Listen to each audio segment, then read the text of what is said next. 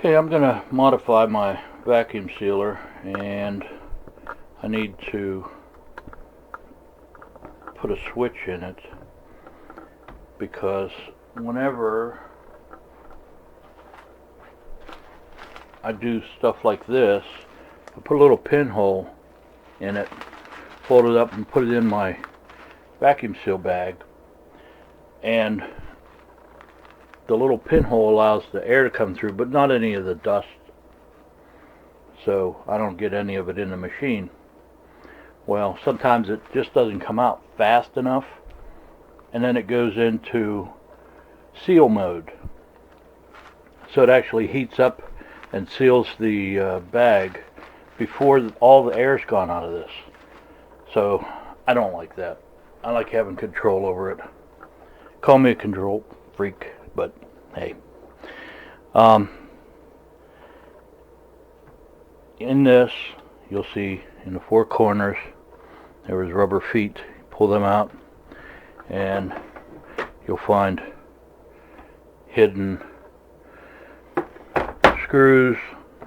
So we're going to take all these screws out here on the corner, open this up, and we're going to just put it in an old switch that I had, clean it up and take all this stuff off of here. But yeah, it'll be vacuum seal, and you're gonna need some drill bits. This is just a set of taps that I had handy. I grabbed them. Just a drill bit to put through the actual housing. A pair of wire strippers, a little bit of wire, won't need much, some solder, soldering iron, screwdrivers, might want a meter just in case, drill, and we should be able to do this. Won't take long, and it'll make a big difference in how this thing performs. Okay, we're gonna pop it off now. Got all the screws out, and pull the bottom.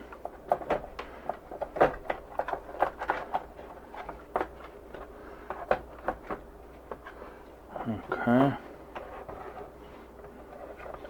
Now, we have to locate the wires for the vacuum sensor. Well, right there's a vacuum sensor. Right there. So, the wires are actually on the board. So I'm going to have to take the board off. I was hoping it was an easy fix, but it's not. That's alright. It is what it is. Okay, I've got the screws out. Now remember, there's your sensor for vacuum. It's easy to spot. It's got the hose going to it. Okay, so there's two connections on this piece right here. All I got to do is break one. I'm going to cut the trace off of here. Okay, cut the trace right there, and then I'll solder a wire here and here and put a switch in it, so it'll reconnect this whenever I want to have it connected, so that it'll sense the vacuum. When I don't want it to sense the vacuum yet, I'll leave the switch off. Okay. So, leave the switch off, turn it on when I want it to vacuum, to sense the vacuum. So, all I'm doing is not eliminating it, but bypassing it temporarily using a switch. I'll find a nice spot to put the switch in yet. Maybe back in here. Maybe back here or something. Okay, so you get the idea. If you're not comfortable doing it, don't do it. But I'll tell you what, I can't stand having a bag that's half vacuumed. It still has all the air in it, you know. I need it to be full vacuum. If I want to leave it set for 10, 15, 20 years, I need to know it's going to stay that way, fresh. That's why I'm doing it. Okay, I'm going to try to get this focused. Hopefully this works. Anyway, all you do is take a few swipes with a razor knife crossed here. Okay. And then get under the copper and peel it back. Okay. And just take the copper off. It's a real thin foil copper. Easy to do, not hard. Okay. And then just make sure that there is no copper left over to make a connection.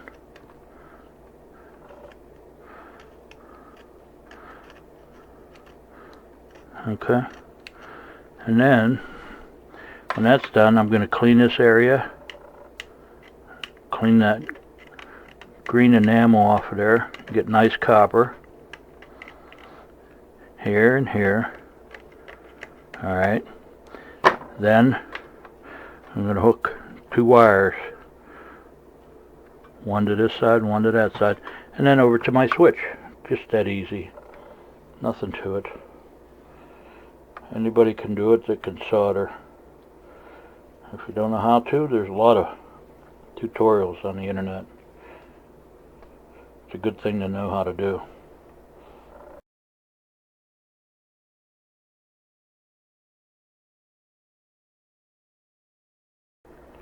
Okay, there's my solder joint. You see the middle is broken off. I put one connection on one side, one on the other. I'm just going to throw some enamel on there, fingernail polish, to keep things from corroding, and keep things from arcing and sparking or anything stupid like that, which it shouldn't, because that should be low voltage. It's all signal voltages. So, but I'm going to put some fingernail polish. Clear fingernail polish will work. Super glue, anything like that. Anything that will not conduct, but will hold it in place from vibrations, you know, things like that. You don't want it to come loose. That's it. And then we'll take the other end and hook it to the switch, and that'll be that. Okay, I wanted to explain this so that you understood what I was doing. Sometimes whenever you put a Ziploc bag in there, I put a pinhole in it to keep the dust from coming into the machine, like powdered milk or flour, something like that. And once in a while, this will pull a vacuum, but it doesn't get all the air out of the bag yet before it senses a full vacuum. It thinks it's fully vacuumed because the sensor says so. So I like to bypass that sensor and allow it to get a little bit more time to vacuum seal. I'll show you what I mean here, hopefully.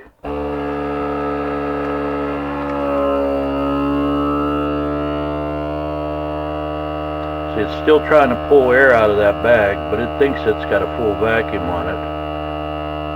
And it goes into seal mode. Okay. So now, it's too late. There's still air in here, but it thought it was completely empty. It wasn't. So that's why I bypass and I use this switch here. So now I'll do it again and trim this off, and I'll show you the difference. Okay, so we're going to try this now with the switch off. So this will give it a long time to draw air out, and then I'll switch it over. It'll count to about 6 seconds, and then it'll seal. So once it reaches full vacuum, it waits another 6 seconds on this machine, and then the red light comes on that it's actually sealing. So we'll watch it here.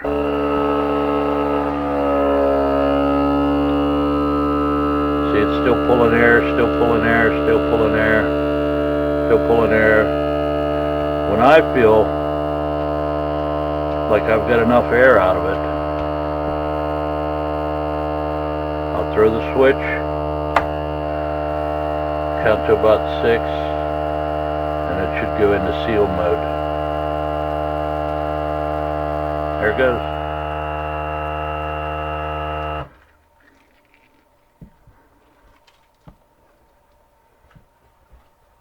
So hopefully you understand why I do this. It gives it extra time, so now I know there's no air in there. It works. Now I never have a floppy bag that isn't sealed.